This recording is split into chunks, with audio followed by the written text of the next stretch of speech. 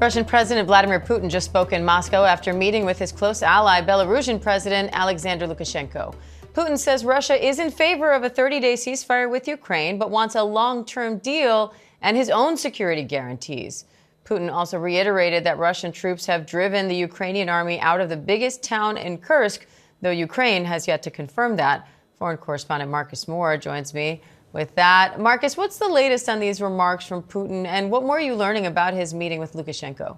Well, this is the first time we've heard from Vladimir Putin on this 30-day ceasefire that the Ukrainians and the U.S. have agreed to. You just mentioned the Russian leader during a joint news conference with Alexander Lukashenko, saying that he would support a ceasefire, but he said that there are nuances and that a 30-day ceasefire with Ukraine would come with questions about how that time period is used. He said that would Ukraine be using that time to regroup and to prepare for future military action.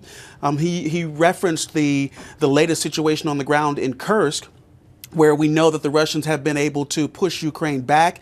Vladimir Putin saying that Ukrainian troops there are groups of them who have been surrounded. So then he said that if there is a ceasefire, what happens with those troops? Do they let them leave?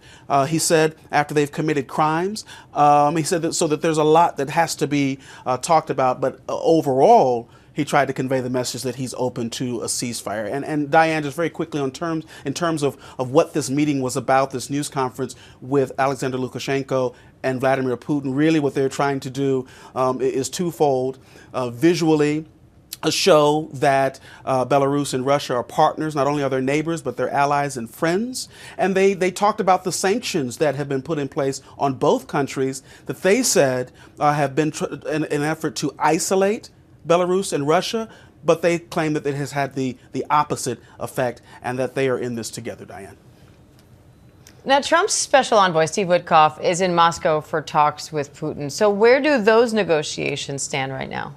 So this news conference wrapped up today, and in terms of what we know, we understand that Steve Witkoff is expected to meet with Vladimir Putin today in Russia.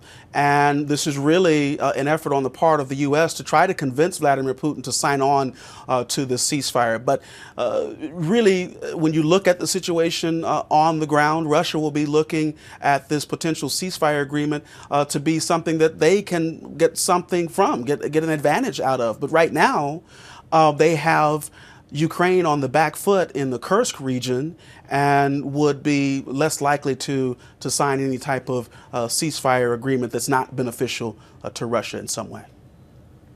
Meanwhile, Marcus, Russia is claiming that it's recaptured this town in the Kursk region. How significant is that? And could that impact these ceasefire talks? Well, it's significant in that it represents really the latest development on the battlefield. If you recall, the Kursk region is a part of Russia where the Ukrainians launched that surprise offensive back in August.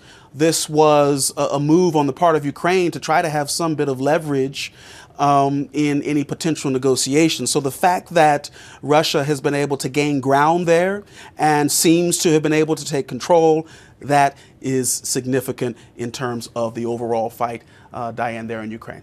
All right, foreign correspondent Marcus Moore, thank you.